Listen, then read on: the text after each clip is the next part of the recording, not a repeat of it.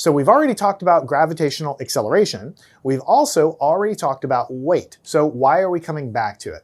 Well, now we have talked about Newton's law of gravitation. We've written down the equation that governs the force between two bodies in the universe. And so now that we have that, we want to go back and revisit some things that we talked about before because we can learn and enrich our understanding now that we have the broader perspective.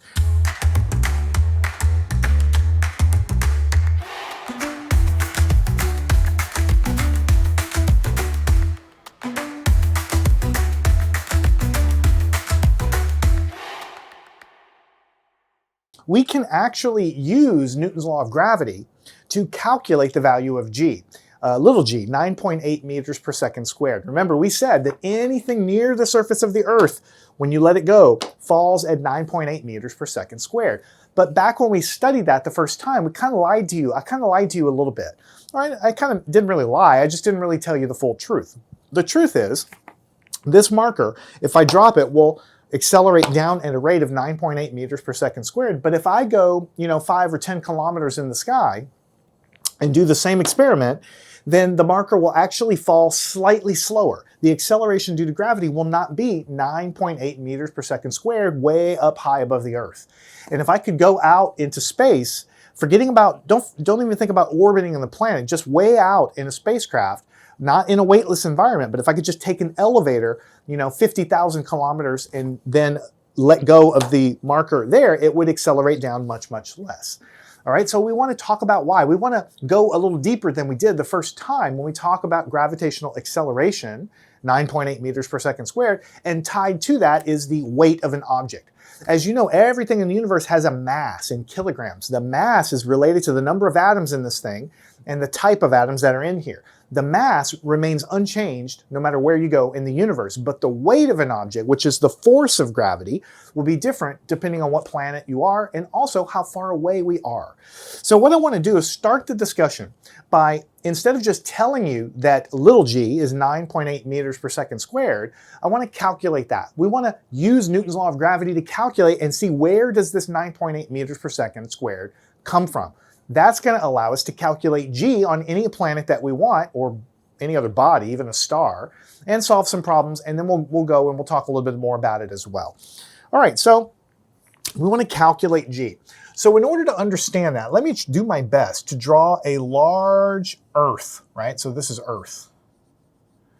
And Earth has some center. This is not quite right. The center would be probably farther away, but you get the idea. So there's some radius of the Earth. You can see that it would be deeper into the thing, but you get the idea. And so the radius here from the center of the Earth to the surface of the Earth, I'm going to call it r sub e, which means radius of the Earth. Okay. Now out here is, you could think of it as a person standing there or whatever. I'm just going to draw a box just to mean like some kind of like object, right, with mass m hanging out there. And there is some force of gravity that is pulling on this thing down towards the center, and we call it F sub g, which is the force of gravity there. And the force of gravity always acts toward the center of mass of the body there. Now, it's important for you to understand that the surface of the Earth is many, many thousands of meters away from the center. Right? Now, when I'm talking about mass m, I'm talking about, when I say let's calculate the value of g, 9.8 meters per second squared, first let's consider the case where the box or whatever it is close to the surface of the Earth. Once we get the equation, then we'll allow the distance to get much, much farther away. But right now, I'm talking about, let's figure out the g, the acceleration due to gravity, of an object near the surface of the Earth. So if this, and we're going to talk about the radius of Earth in just a minute, but if this is many thousands of meters, and if we're talking about something very near the surface of the Earth, then this is maybe a half a meter or a meter above the surface. The distance from the center is going to be dominated by the radius of the Earth. This distance, even though I've drawn it far apart like this, is actually very, very, very close to the surface. All right. So what I'm trying to say here is that the distance this object is to the center is approximately equal to the radius of the Earth. In other words, this marker is about 1 or 2 meters above the ground. But from an approximation point of view, the actual distance from the center of the Earth is the radius of the Earth plus 1 or 2 meters. But since the radius of the Earth is so gigantic, really you can ignore and you can just say that the distance of this thing is approximately RE, or 1 Earth radii from the center. Just makes the calculations easier. So the distance from this thing to the center is approximately equal to the radius of the Earth. That's all I'm really trying to say. So what would the force Fg on this box be with mass there, m? Well, the force due to gravity is g times the two masses involved. I have the mass of the Earth and the mass of the box. So the mass of the box is little m and the mass of the Earth is big M, right? And then I'm going to divide that by the radius of the Earth squared. Well, we really know that the box is really about a meter above the ground, so it's really RE plus 1, but RE is so big that we're just going to say that it's approximately equal to RE. So the force on this box is g times little m, the mass of the box, times big M, mass of the Earth, divided by the radius of the Earth squared. This is the force that pulls down on the box towards the center. All right? So even if you're holding it and I'm not letting it go, that's the force of gravity acting on the object. Now, we also know something else we've learned since the beginning of this set of lessons. We now know Newton's laws of motion. So we know that when a force acts on an object, and when you let the object move, it's going to move as F equals ma. The forces are what's pushing it. The mass of the object represents the inertia or the resistance to begin moving, and then a is the acceleration. So we know that any object, if we take the sum of the forces acting on any object, that has to equal the mass of the object times the acceleration of the object. So if you know what forces are acting and you know the mass of the object, then you can predict how fast the velocity will increase, which is the acceleration of the object. All right? Now, these two things are important because this box is only acted on by gravity. There's nothing else to it. So if we know the force of gravity, which we do, and we know the mass of the box, which here is m, then we can calculate the acceleration that box must feel downward if we let it go and let it begin to move. And so what we can say is we can put this force into the force equation, F equals ma. And what you're going to get for that force is g times little m times big M over r sub e squared. This is the force into this side, the only force that we have, but that's equal to the mass of the box, which is little m, times the acceleration of the box. That's basically how it's going to begin moving. Now, if you look at this equation, something very important is happening. On the left, we have big G. This is not the acceleration due to gravity. This is the gravitational constant we learned about before. We have the radius of the Earth, which is just a number. We have the mass of the Earth, right? And then we have little mass, which is the mass of the box, right? So just to make things clear, I'm going to put this is the mass of the Earth right here, and this is the mass of the Earth right there. But this mass is on the left of the box, and the same m is on the right-hand side. Because it's an equation, I can cancel both of the m's because I can divide both sides by m, which will divide away and give me 1 in both cases. So the m's cancel away. That's very important. I'm going to get back to that in just a second. But what we have figured out is that the acceleration of the box, which we're now going to call g, the gravitational acceleration g, is going to be equal to this stuff on the right, which is big G times the mass of the Earth divided by the radius of the Earth squared. So this is an important equation. Do you see, this allows me to calculate what the acceleration due to gravity is if I know the gravitational constant of the universe, the mass of the Earth, and the radius of the Earth. Notice that the acceleration due to gravity has nothing to do with the mass of the box. The mass of the box was little m, but little m does not appear here. The only thing that governs how much and fast things accelerate on a planet is the radius of the planet and the mass of the planet. And of course, this gravitational constant, which is a constant for everything, everywhere in the universe as far as we know. All right? Now, before we go on, I want to talk more about the significance of what we wrote here in just a second. But before we do, I want to show you that we actually do get the number that we expect. G should be equal to big G, which is 6.67 times 10 to the negative 11 in our units, which involve newtons and kilograms and meters. And then the mass of the Earth, if you look that up and you look up the mass of the Earth in kilograms, you'll get 5.98 times 10 to the 24. This is kilograms. Sometimes I'll put the units in here just to remind you. That's in kilograms. And then we have here 6.38 times 10 to the 6 meters. And that's going to be squared on the bottom. So we have the radius of the Earth. This is the radius of the Earth in meters. We have the mass of the Earth in kilograms, and this unit is involving kilograms and meters and and newtons as well. And so whenever you take this small number times this very big number, and then divide by this number squared, what do you think you're going to get? 9.8 meters per second squared. Of course, it's not exactly 9.8. I'm rounding here, but you get the idea. This is the gravitational acceleration that we have used ever since the very first lessons in dropping objects in Earth's gravity. Now, when we first introduced it, I just told you the gravitational acceleration was 9.8 meters per second squared, and we began using it.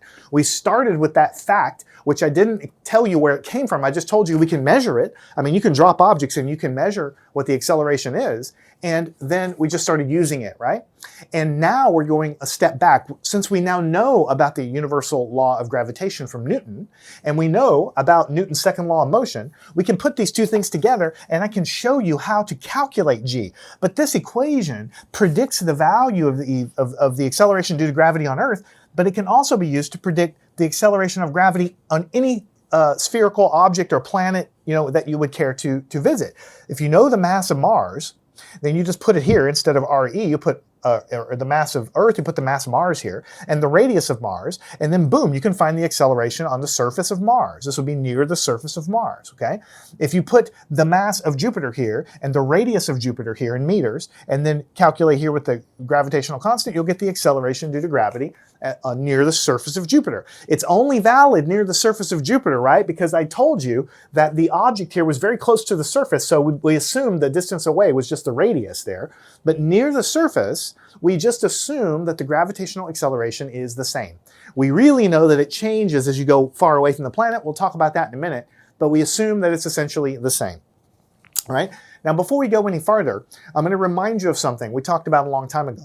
All objects, when you do this experiment, either they're massive objects or very less massive objects, they all accelerate at the same rate, g, toward the ground. So if I hold this marker up and I measure how long it takes to hit the ground, and I take something very heavy like a bowling ball and I drop it at the same time, both of these objects will begin to fall at the same rate, the same acceleration g, and they will both hit the ground at the same time. If they ever don't do that, like leaves fluttering in the wind, that's just because of air resistance. But in the absence of air resistance, everything will accelerate at the same rate and hit the ground at the same time, which means they both accelerate at exactly the same rate, g. Now that's weird because we expect a bowling ball to fall faster. Why do we expect that? Well, because a bowling ball is heavy. You feel the force of that bowling ball.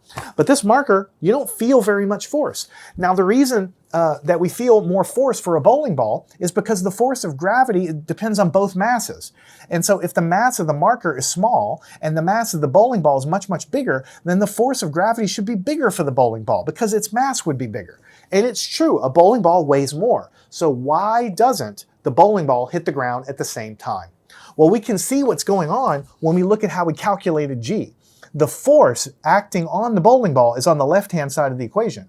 But the motion of the bowling ball is given by Newton's law, and that's on the right side of the equation. And the mass of the bowling ball, we called it m, and it exists on the left and on the right-hand side. And that means that it cancels out, and so the mass of the bowling ball does not matter at all for how fast things accelerate. The reason physically that it cancels out like this is the following reason. Yes, it is true that bowling balls have a stronger force of attraction to the Earth due to gravity. That is true.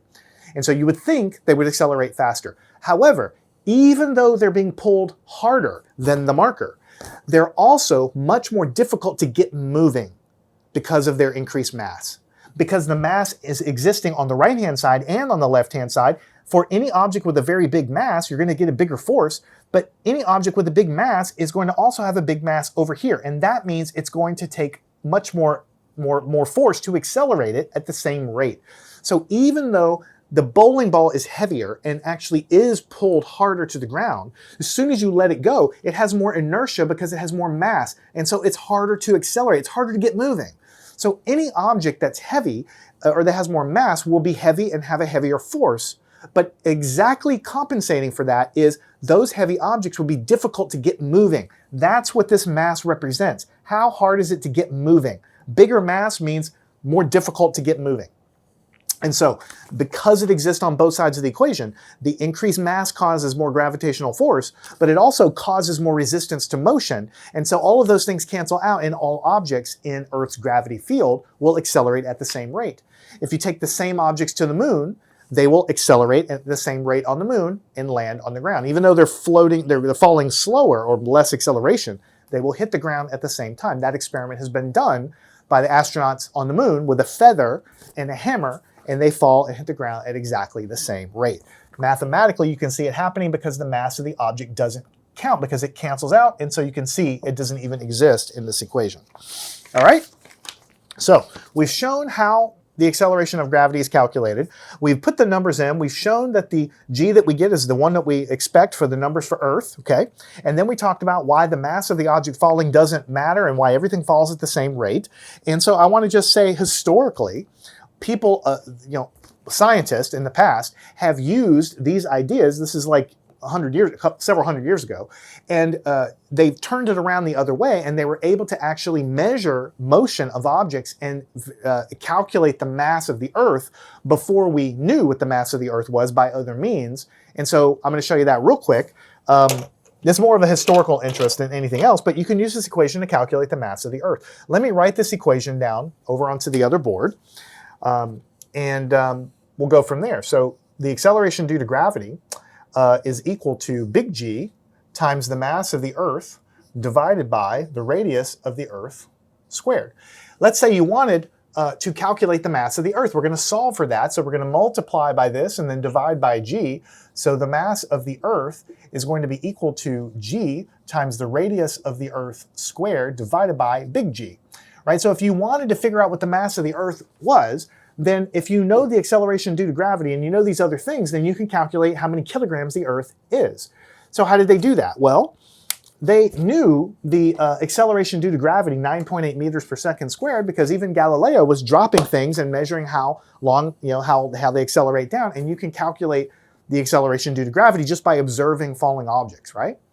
And that's little g. Big G, they figured out by doing very detailed experiments once Newton's law of gravitation was put in place. I talked about it in a previous lesson, but basically they had two masses that are on a pivot, and they are basically allowed to attract. And by constructing the apparatus very carefully, you can figure out what the universal constant of gravitation is by observing how two known masses are attracted to each other with a torsion balance. Nowadays we do it with lasers and other things, but even back then you can make a very large apparatus with two very heavy balls, and you can allow them to attract gravitationally and measure the force between them, and you can use that to figure out what this is experimentally. So you can look at objects falling and get this number. You can calculate this from watching two masses attract in the lab, and the radius of the Earth has actually been known for quite a long time. You can do it by many different ways. You can send ships around the world, and they can get a very crude understanding of the circumference of the Earth.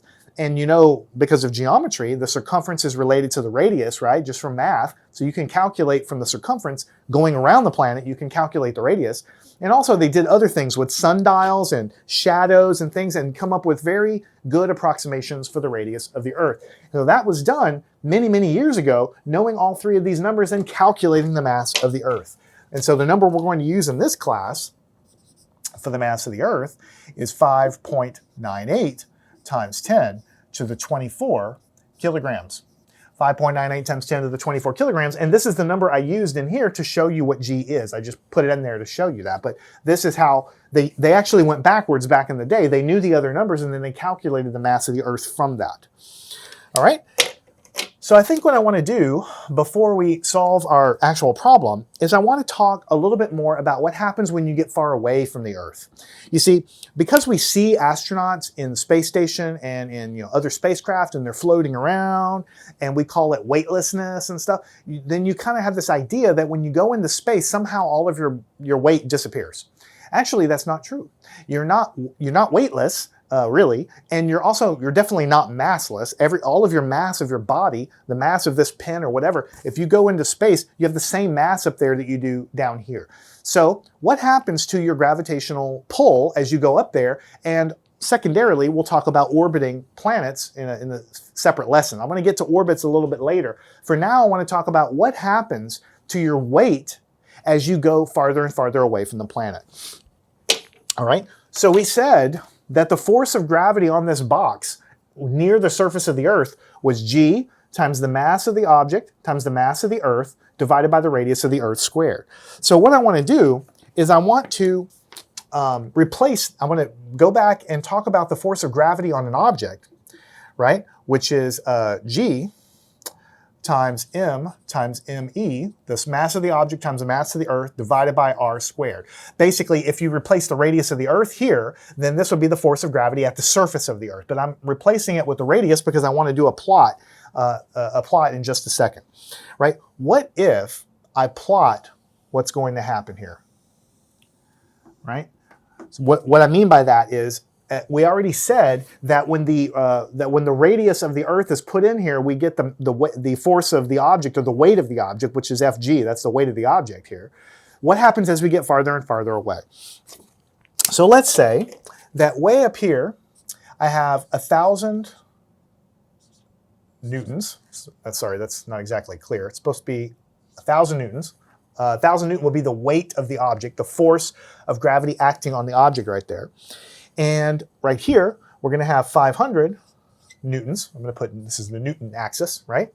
And so we have 1, 2, 3, 4, 5. I'll do 1, 2, 3, 4, 5. So this is 100 newtons, 200 newtons, 300 newtons, 400 newtons. That's 5, then 6, 7, 8, 9, 10. So 600 newtons, 700 newtons, 800 newtons, 900 newtons, okay? So a crude little scale there. Now what I'm going to draw is I'm going to draw a circle here, right? And this circle, this is the Earth right here. This is the Earth, right? And so the radius of the Earth from here to here is, we already used the number. We said right here, the radius of the Earth here was 6.38 times 10 to the 6 meters.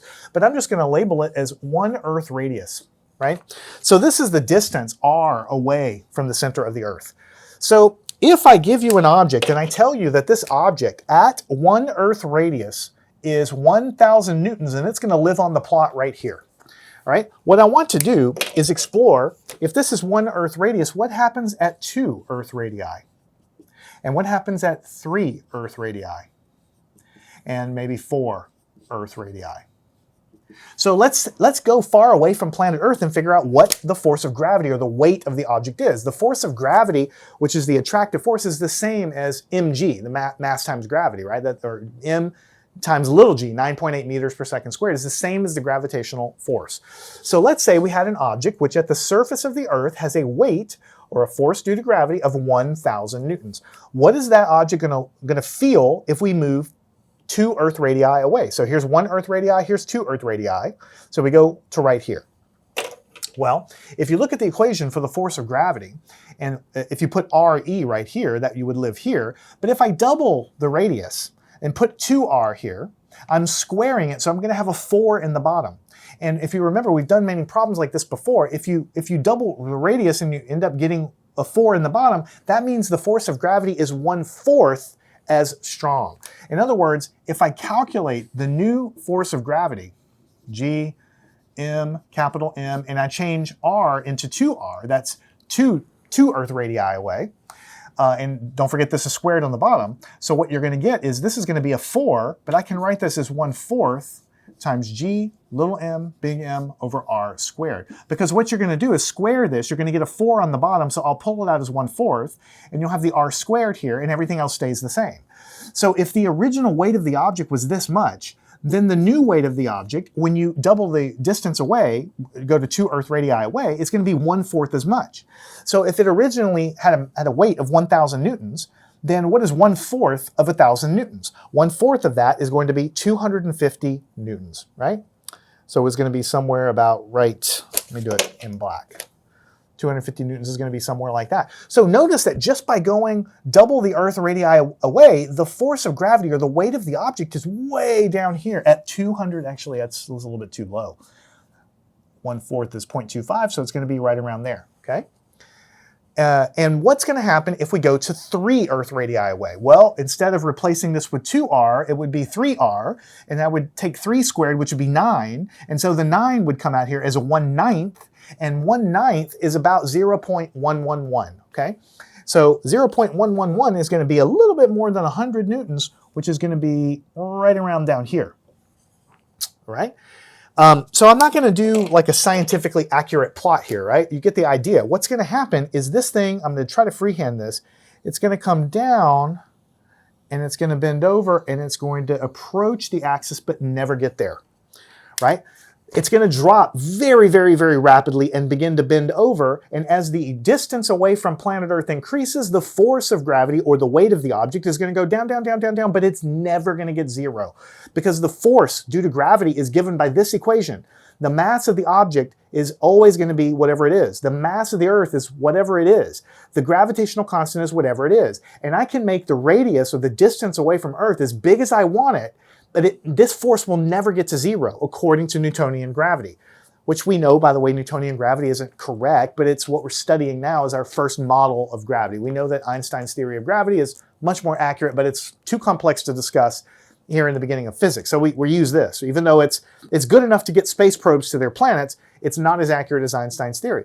But you can make this radius as big as you want, and this force will never get to 0. That means if I took this marker, 2 light years away, there would still be some force of gravity that Earth is pulling on this thing. It will be very, very tiny because you're really far away, but it will never go to 0. So this graph drops like a rock, but then it bends over like this.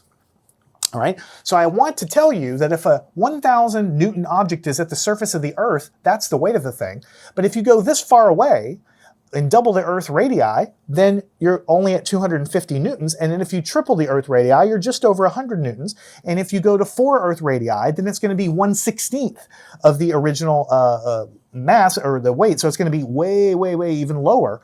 I didn't plot it accurately, but it's going to be 1/16 of the 1,000 newtons that we started with. So we're going to get into this a lot more later. But what this is telling us is when you go into space, I'm not talking about orbiting planets. Forget about that. I'm talking about just if you could take an elevator straight up from the planet, okay? Don't forget about rockets, forget about orbiting.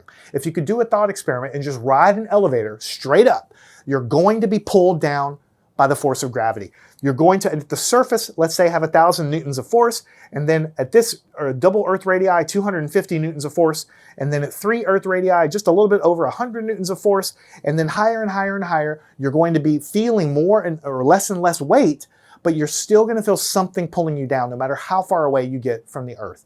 So why is it that people you see on space, we say they're weightless, and we say that they have no weight, right? That is, I don't want to get ahead of myself because we're going to have an entire lesson on it very soon, but that has to do with orbiting the planet Earth, right? It appears as if you have no weight up there because when you're orbiting the planet, you're falling around the planet like falling in an elevator, except you're falling all the way around the curvature of the planet.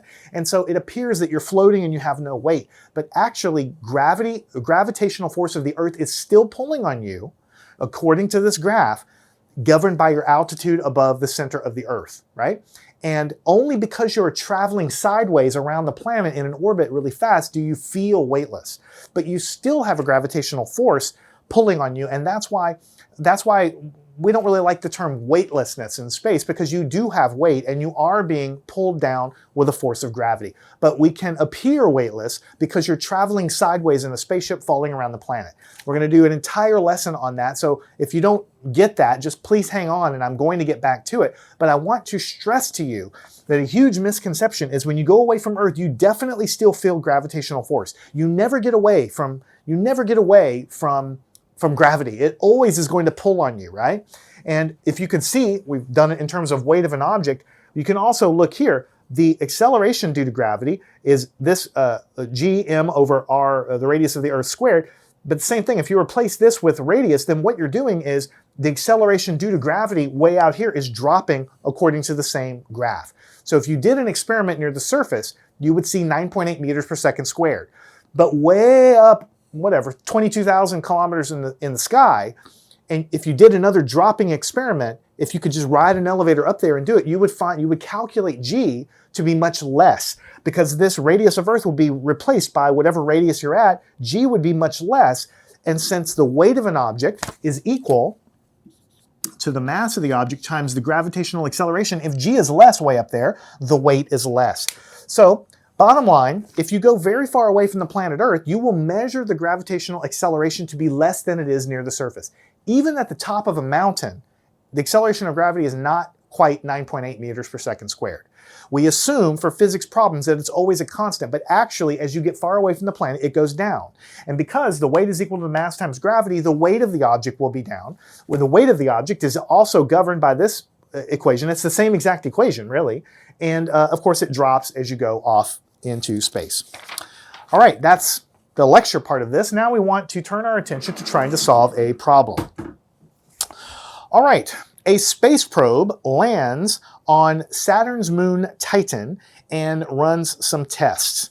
Titan has a diameter of 5.15 times 10 to the 6 meters, and it has a mass, Titan has a mass of 1.35 times 10 to the 23rd kilograms. When the space probe was weighed on Earth prior to launch, it had a weight of 3,120 newtons. What does the spacecraft weigh on the surface of Titan? So we're given a lot of information about what did it weigh on Earth, and we're given some information about Titan, and we want to figure out how much will this probe land on Titan. And you might guess that as you land the spacecraft on Titan, it might be important to know how much it weighs so you can design the landing system to get it to the ground safely. All right, so what we're going to do is we're going to write the information down, and we'll draw a crude picture, but honestly, for this particular problem, the picture isn't quite as important. We know that in the beginning, this guy was built on Earth.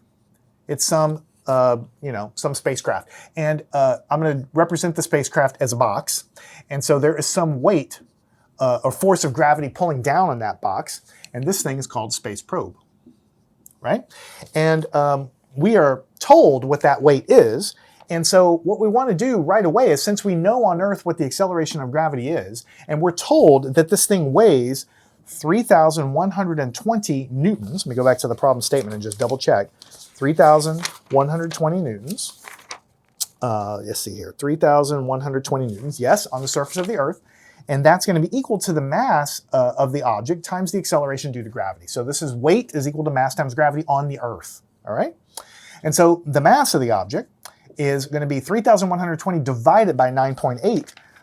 Meters per second squared, and so what you'll get is 318.367 kilograms. So we know that if we're trying to figure out what is the weight of this probe on Titan, we know what we're going to need to know its mass. The mass of the probe was not given to us. The weight of the probe was given to us, and we know that once we know the weight on Earth's acceleration of gravity, we can figure out what its mass is. The mass of the probe is not going to change no matter where it goes in the solar system. In kilograms, the mass of an object stays independent of where you're at, because that has to do with the number of atoms and the type of atoms that are in an object, okay? So now we're going to take our discussion off to Titan. So let's go over here and we're going to have Titan, right? It's a moon, and it actually has an atmosphere and all this cool stuff, so we want to go and talk about it, right? So what we want to do is we want to figure out what is the weight of this object on Titan. So that's WT, which is going to be different than W on Earth. This is the weight on the Earth. The weight on Titan will be different, right? But the problem is that we know that the weight on Titan is going to be equal to the mass of the object times the acceleration of gravity on Titan. But we don't know what the acceleration of due to gravity is on Titan, right? So weight is always equal to mass times gravitational acceleration, just like it is on Earth. We want to figure out what this is. We know what the mass of the probe is. That's going to go right into here. What is g? We can't put 9.8 meters per second squared in there because that's the acceleration of gravity on the Earth. It's going to be different on Titan. So we need to go figure out what this is before I can tell you what the weight is. Now, we have an equation that we use to calculate the acceleration of gravity on the Earth. It's the gravitational constant times the mass of the Earth times the radius of the Earth squared, and we can replace with those values on Titan there. So what we're going to do is we're going to ask ourselves, or we're going to write down, that the gravitational acceleration on Titan is going to be equal to the gravitational constant times the mass of Titan times the radius of Titan squared, right? And so what we're going to do is we're going to go back into the problem statement and we're going to write this information down. All right, so the acceleration of gravity on Titan is going to be gravitational constant 6.67 times 10 to the minus 11. And then we have the mass of Titan, which we can get from the problem statement. Let me just double check that I gave you that in the problem statement. The mass of Titan is 1.35 times 10 to the 23rd kilograms. That's going to be on the top, 1.35 times 10 to the 23rd. That's in kilograms. And on the bottom, what is the radius of Titan? We gave that as 5.15 times 10 to the 6 meters. So 5.15 times 10 to the 6 meters, and that's going to be squared because remember it's the radius squared there. So we have the gravitational constant, we have this in kilograms, we have this in meters, of course we got to square it, but we made a mistake here because notice that in the problem statement it said Titan has a diameter of 5.15 times 10 to the 6 meters, but you don't want diameter, right? You want to know the radius. You have to know the radius here because the radius is what goes in here, not the diameter. So you can go over here and you can say that the radius is going to be 5.15 times 10 to the 6. You divide that by 2, and so the radius is 2.575 times 10 to the 6 meters. So I'm going to go down here and erase this number because that's off by a factor of 2, and it should be 2.575. 2.575. See, even I make mistakes. So 2.575, let me double check, times 10 to the 6, and that's going to be squared. So whenever you take this very small number and then multiply by 1.35 times 10 to the 23rd kilograms, divide by 2.575 times 10 to the 6, but you got to square it first, then divide, then what you're going to get is 1.358 meters per second squared. This is the acceleration of gravity on Titan. On Earth, of course, it's 9.8 meters per second squared. On Titan, it's much, much less, 1.35 times 10 to the 8 meters per second squared. Okay, so now what would this space probe's weight be? It's going to be the mass, which is 318.367 kilograms, and then we have meters per second squared, 1.358 meters per second squared. And so the weight of this probe on Titan, 318.367 times 1.358 is going to give me 432.34 newtons.